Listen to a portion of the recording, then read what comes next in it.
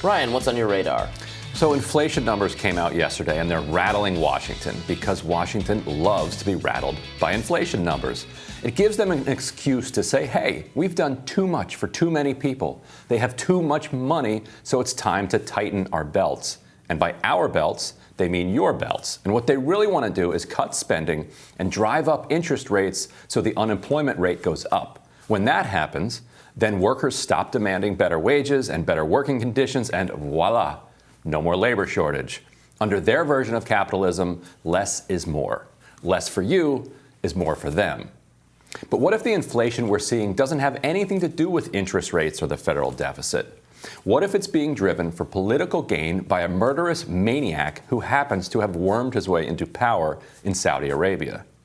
Well, if you read the energy industry trade press or the financial press, they've been quite clear about what's going on. Saudi Arabian Crown Prince Mohammed bin Salman is enacting revenge on Democrats in general and President Joe Biden specifically for the party's increasingly standoffish attitude towards the kingdom by driving up energy prices and fueling global inflation. Energy prices are central to inflation generally.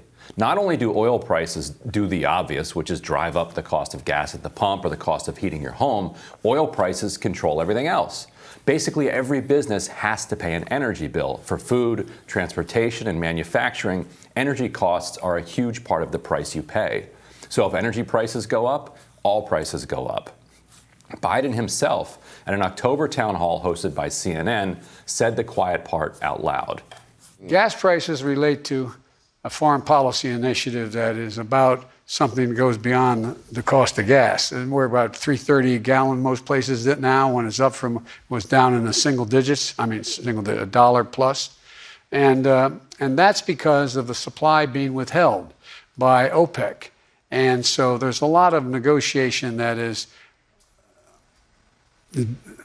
there's a lot of Middle Eastern folks want to talk to me. Mm-hmm.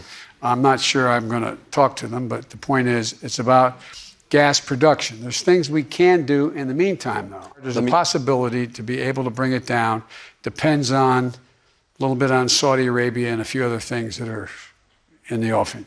Biden there is making a not-so-veiled reference to his refusal to meet with Mohammed bin Salman, who goes by MBS, and his further refusal to acknowledge MBS as Saudi Arabia's de facto ruler. That's partly due to his ordering of the grisly murder of journalist Jamal Khashoggi in 2018, but also a response to Saudi Arabia's increasingly reckless and rogue behavior. Biden promised during the campaign to get tough on Saudi Arabia and on MBS in particular. Here's what he said in one debate. Mr. Vice President, the CIA has concluded that the leader of Saudi Arabia directed the murder of U.S.-based journalist Jamal Khashoggi. The State Department also says the Saudi government is responsible for executing nonviolent offenders and for torture. President Trump has not punished senior Saudi leaders. Would you? Yes, and I said it at the time. Khashoggi was, in fact, murdered and dismembered, and I believe in the order of the Crown Prince.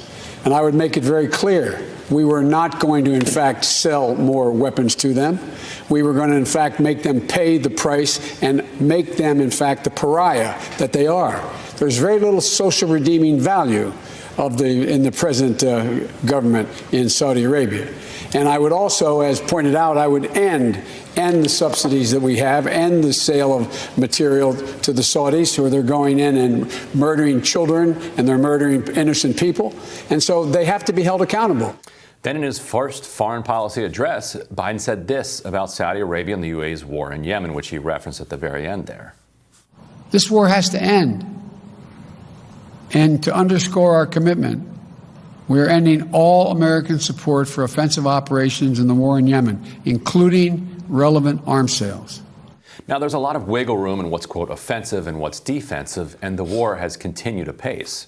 But Saudi Arabia nevertheless received that pressure as a grievous blow, and certainly hasn't forgiven Biden for calling MBS a pariah.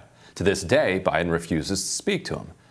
In June 2018, heading into the midterms, President Trump badgered Saudi Arabia and its cartel OPEC to lower energy prices by increasing output, speaking directly to MBS and also tweeting at them regularly. Saudi Arabia complied. Prices then bottomed out in 2020 amid the pandemic as usage sank to record lows.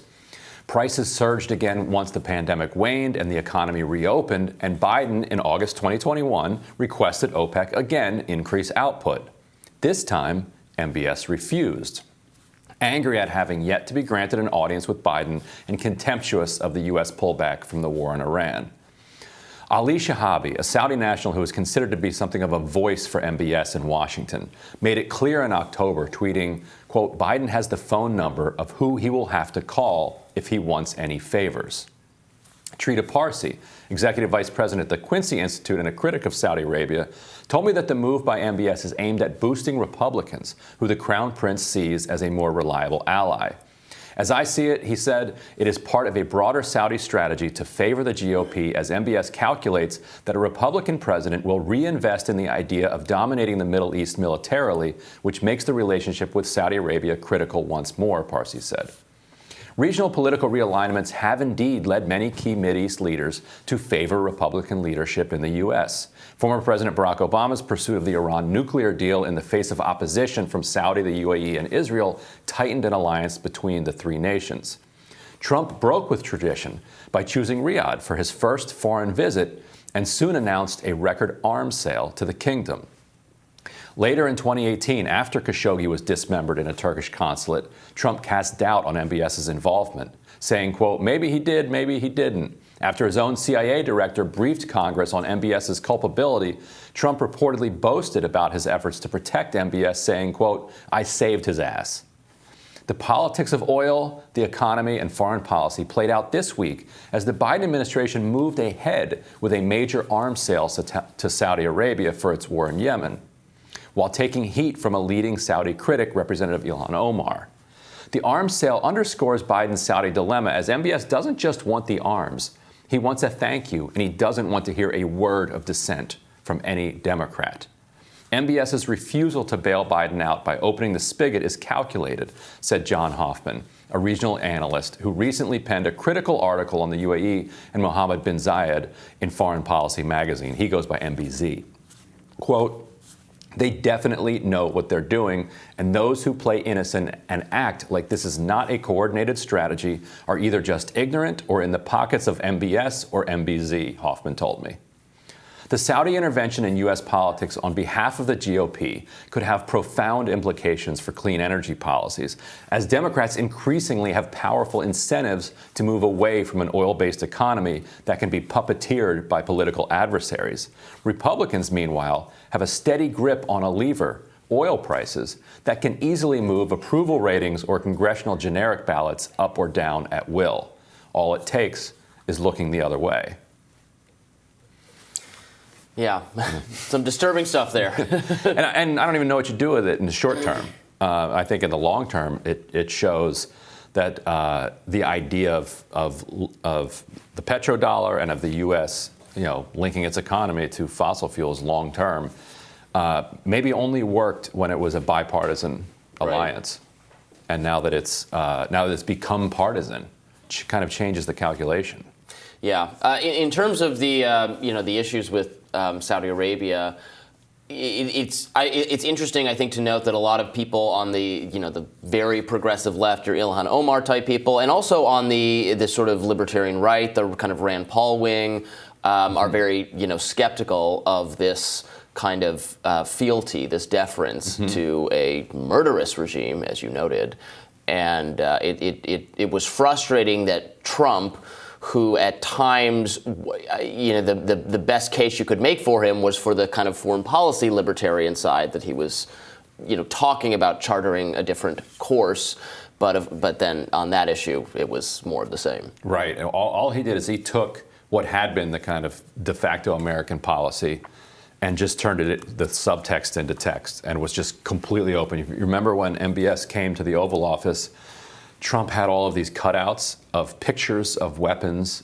and airplanes with price tags, and he's just going through them, showing all the things that MBS was going to buy from him, which was utterly humiliating, because the Saudi leadership wants to be treated.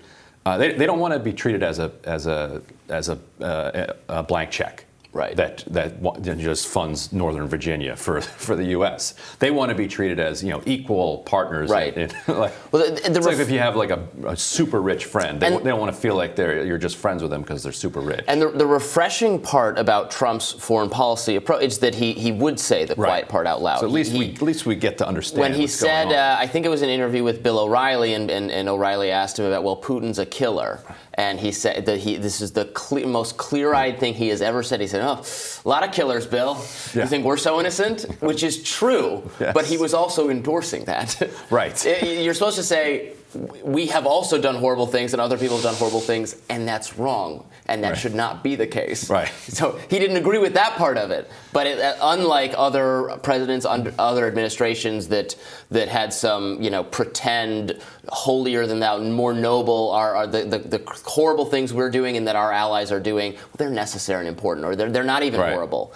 And Trump didn't. He said, no, it's horrible. That's what you do. Yeah, and that's what I'm going to do too. That's what I'm going to do too. Yes. Anyway, looking forward to what's on your radar.